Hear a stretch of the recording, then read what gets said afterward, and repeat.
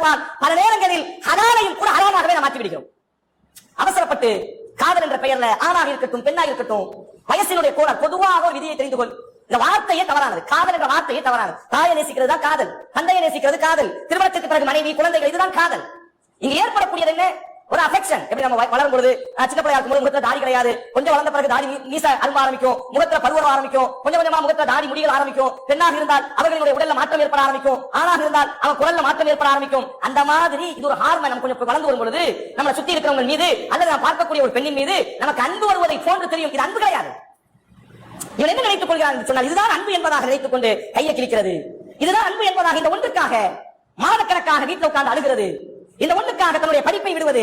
குர்ஆன் அல்லாஹ் ஒரு அழகான ஒரு வார்த்தையை சொல்கிறான் முஃமின்களுக்கு, அத்தய்யிபாத்து லித்தய்யிபீன வத்தய்யிபூன லித்தய்யிபாத்தி. சூரா நூர் அல்லாஹ் சொல்றான், நீங்கள் நல்ல ஆண்களாக இருந்தால் உங்களிடத்திலே நல்ல பெண்ணை நான் கொண்டு வந்து சேர்ப்பேன், நீங்கள் நல்ல பெண்களாக இருந்தால் உங்களுக்கு நல்ல ஆண்களை நான் கொண்டு வந்து சேர்ப்பேன் என்பதாக அல்லாஹ் பதிவு செய்கிறார்.